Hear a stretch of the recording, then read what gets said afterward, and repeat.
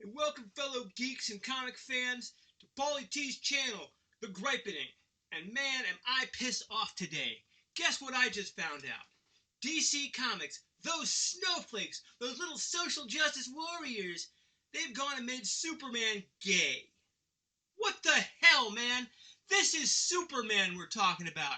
I mean, what's next? Are you going to imply that Batman is gay? Come on. I mean, this just sickens me, man. It sickens me to my core. This is what's going to ruin DC right here, man. Mark my words. I mean, this is the epitome of getting woke and getting broke, man. That's what this is. You are going to ruin your comic. And true fans like me, we're the ones who get to suffer. I mean, look at what you did to She-Ra. You made her less feminine. She's no longer hot because of people like you. And look what you did with Captain Marvel. I don't even want to start with that stuff, man.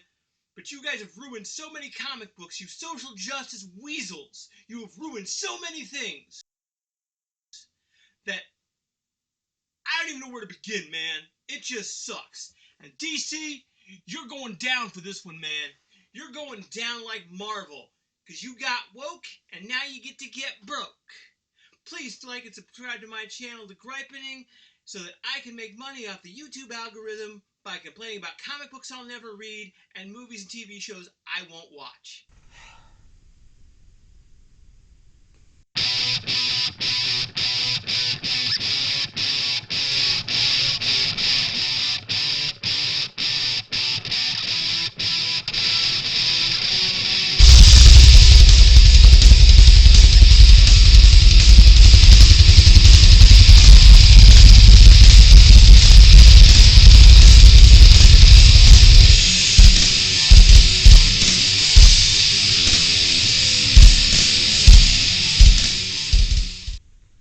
What's up, Internet? Jay here with Nerd Rage Against the Machine, and first off, I want to apologize because this is going to be a very different video than I planned originally because of some new things that have come to light. This video is about the Man of Steel, about Superman.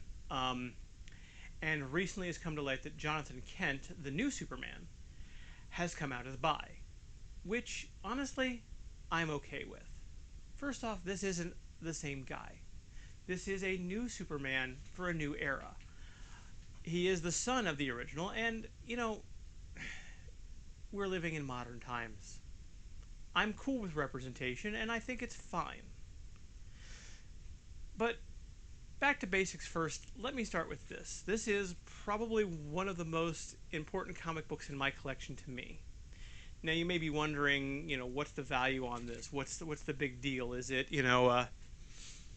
first appearance of some huge character, or is it just a super valuable comic, or the oldest thing in my collection? And actually, the answer to all three of those is not really no. This is the issue of Action Comics that would have been produced and sold the month I was born. And to me, that's a reminder of not just the longevity of the character, but kind of my own identity. I've always been a fan of superheroes and a fan of Superman. And honestly, he's a character that has shaped a lot of who I am. While I've always said I'm a big Green Lantern fan, the story of Clark Kent has definitely shaped and molded me to the person I am today. I have nothing but respect for his original creators, Jerry Siegel and Joe Shuster, and really with what they did.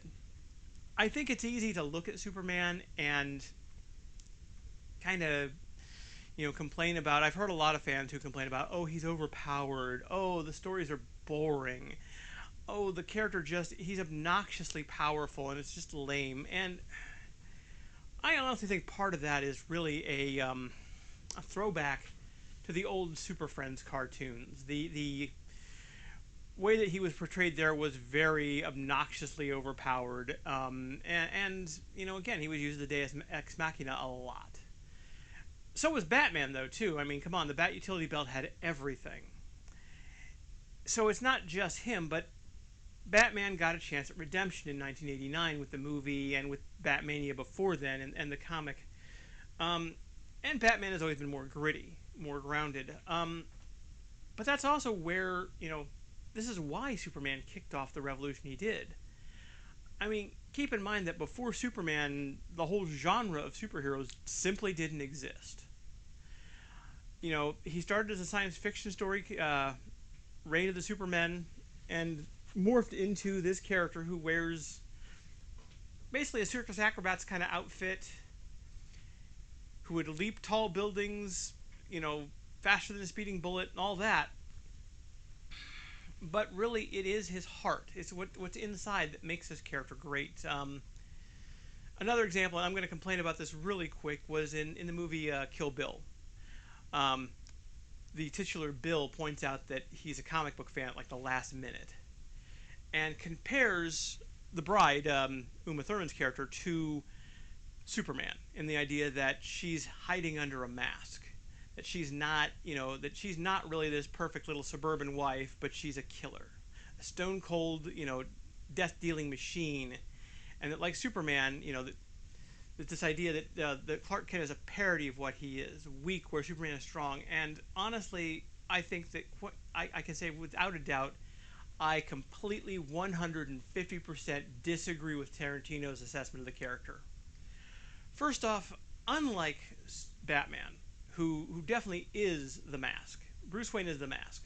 Bruce Wayne is this character who is, who can be whiny, fluffy, selfish, everything that the rich, the bourgeoisie are, whereas Batman is the gritty crime fighter. In the film Batman Begins, there's a brilliant part where to clear a house, or clear his house of guests so that they don't get killed, he throws a childish tantrum about how everyone's a fair weather friend, eating his food, drinking his booze, wah wah wah, how dare you, and now I'm gonna go piss off now. And that scene is a perfect example of where that mask comes from. And that's the difference. With Superman, he never would have pulled that off. Clark Kent never would have pulled that off because Clark Kent is Superman. His morals are the same. Clark Kent would help a little old lady across the street. Clark Kent is going to fight those same good fights, just without the tights and without the powers. One of my favorite of all time stories of his, and again, if you think, well, Superman stories are always lame because they're just boring, he has all the powers in the world, unlike somebody cool like Wolverine or Deadpool or the Punisher, I challenge you to read some really good Superman stories. There's a lot of them out there. One that I'm going to recommend right now is actually Alan Moore's The Man Who Has Everything, in which Mongol tricks him with this black mercy plant that is a psychic thing, attaches to him, and is slowly killing him. But he's being fed his ultimate desire, his ultimate fantasy. And Mongol assumes that this is him basically reigning on high like a god. And instead it's him with a family. Him on the farm. Him back on Krypton. Him basically being a good person. And having a family and having a normal life. Nothing like what you'd expect. That's really who this character is, and that's why he's such a great character. Yes, he has the powers of a god. Absolutely. Yes, he's more powerful than most superheroes, and sometimes to a ridiculous level. And again, anytime we talk about comic book powers, it's such a fluctuating scale. I mean, you always hear someone say, well, could, Goku beat Superman? Yes and no. I know that Death Battle did some amazing stuff with showing how Superman would win every time, but it's also down to the writers. Certain points in the universe they have made him less powerful. Certain points they've made him more powerful. It really depends on the writers, and that's true with so many heroes. There's so many examples of that sliding scale that just happen to exist. But back on track, the character is, again, a great moral character. He is a hero. He's a template for the heroes. One of my favorite Marvel characters is Captain America, who I always think of as, Superman without all the powers in a lot of ways. He still has powers, but not to that level, absolutely. And that's where this new news from that I heard about Johnathan Kent kind of shocked me when I heard the reactions, but it really shouldn't have. We've had this so much on YouTube and so much everywhere, this toxic environment of fan outrage over stupid things. Some of the comments I heard about this one were particularly galling. One, of course, was, how dare you ruin this classic character? And it's like, well, actually, this classic character hasn't been around that long. Johnathan Kent is not. I mean, I want to say he was around the Action 900. This one, which was printed in the year I was born, is 412. So it's been a while. This is not the same Superman. This is Johnathan Kent, his son. And again, representation matters. There's nothing wrong with him him being different than his father. And while there are plenty of examples, especially in the DC universe, of heroes taking on the same mantle. Wally West was the Flash, along with Barry Allen. Um, Batman has been Jason Todd, has been Tim Drake, has been Dick Grayson. And all three of those kids have also been Robin at one point. There have always been examples of the new version of this hero. And don't get me started on Green Lantern, because we could be here all day with the variations and multiple characters that have taken on that moniker. But really, that idea of we've ruined a classic character is foolish. This is a different Superman for a different generation. I mentioned in my previous video about Gene Lung being a comic writer. He did a series actually that was out for a while, The New Superman, which was a Chinese Superman, Kanan Kong. Again, they didn't ruin Superman by making him Chinese. They presented a new character whose powers come from the same sources, who's a very different character. Actually, I love the way that Kanan Kong is written. He's a little more arrogant. He's a little more cartoony, but he does have a good heart. And again, well worth reading that series as well. The thing is, though, there's just something wrong, genuinely wrong, about complaining about this character. The other one that I hear that I think is just funny as hell is, this idea of, why do they have to make sexuality a thing? Keep sexuality out of my comics. Absolutely right. There's nothing sexual about characters wearing skin-tight costumes. There's nothing sexual about characters in peak physical condition. I mean, certainly, when Marvel created characters like Psylocke and turned her from a girl with a pink puffy sleeve outfit to Japanese assassin wearing straps to cover her naughty bits, or DC's Power Girl with the infamous boob window. Certainly these things were never done to bring sexuality into those characters. What's more, look at all the examples of this throughout the series. During the 1950s, in the Seduction of the Innocent book, Dr. Frederick Wertham had actually implied that Batman was gay. The whole, he's a playboy who lives alone with a young ward. And in response, DC came out with Batwoman. And Batwoman had a sidekick, Batgirl. This is before Barbara Gordon. And she wore like an almost Donna Reed-like outfit to give you this, see, got a girlfriend. He's got a girlfriend. He's a guy. He likes women. And one of my favorite things about that is that the modern interpretation of Batwoman, they did make her a flat-out lesbian. They took a character that was literally designed as a beard and said, you know what? Nope, now she's going to be out of the closet. Mazel tov. I think it's a great idea. And that's just it. These stories evolve. If you look at Superman as a good example of this, look at his politics. Superman was a very conservative character originally. But that was also in a time of, we're talking Eisenhower Republicans. He becomes more liberal over time as really as our culture has in a lot of ways. And that's what really makes the character interesting, is how he evolves and how he changes. And this is true with all the characters in DC. And really with most comic books. I mean, again, Peter Parker starts out as a nerd in Spider-Man, but if you read a more modern interpretation of that, he's not as nerdy. He's not, he doesn't wear the cardigan sweaters and horn-rimmed glasses that 1963 Peter did.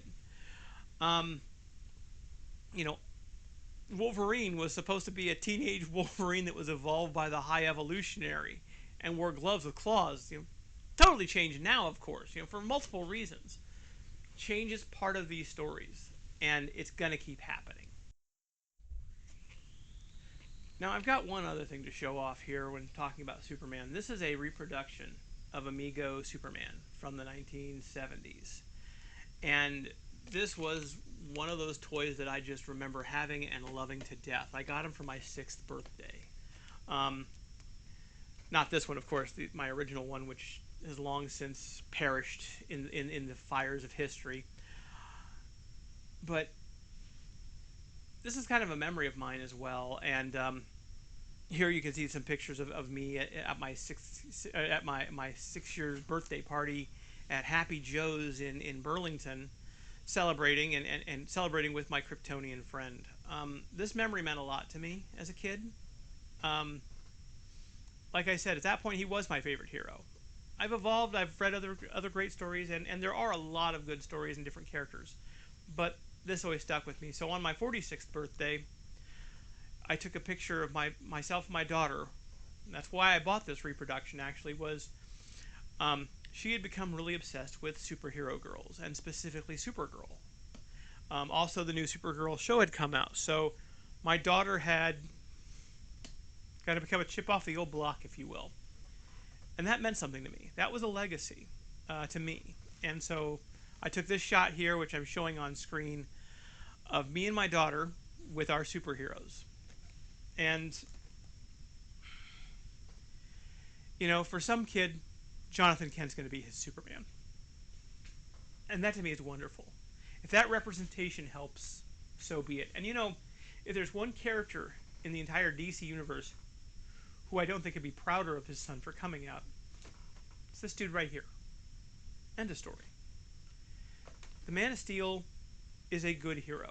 He is, when you hear that phrase, the real America, he is really what the real America is. He's an immigrant who believes in this country, believes in this world, believes in us. He's a man who has the powers of a god but the sensibility of an Andy Griffith. A man who isn't going to be marching through the streets angrily with a tiki torch, but who sees people of all colors and all nationalities and knows that he himself is an immigrant. That's why he's an important character, and that's why I think he's worth reading and researching. There's a lot of great stuff about this character, and even the newer stuff. I've read some of the stuff with Johnathan Kent. Nothing really came up to me as offensive or ruinous. And again, just because Johnathan Kent has come out of the closet doesn't mean this guy's not still flying around patrolling Metropolis. It also doesn't mean that these comic books have simply disappeared off the shelves and are now gone. In fact, there are plenty of reprints and resources on the internet to read Superman stories if you have to get away from the new stuff. So honestly, I feel that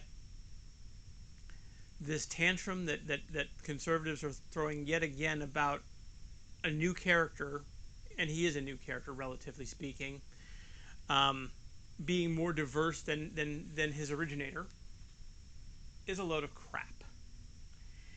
And I think that the character of Superman deserves a lot more respect and a lot more interest than he's gotten in times. So with that, I'm going to bid you adieu. Happy reading, and take care. And thank you to all the people who have been watching my channel. I appreciate you all. Take care, man.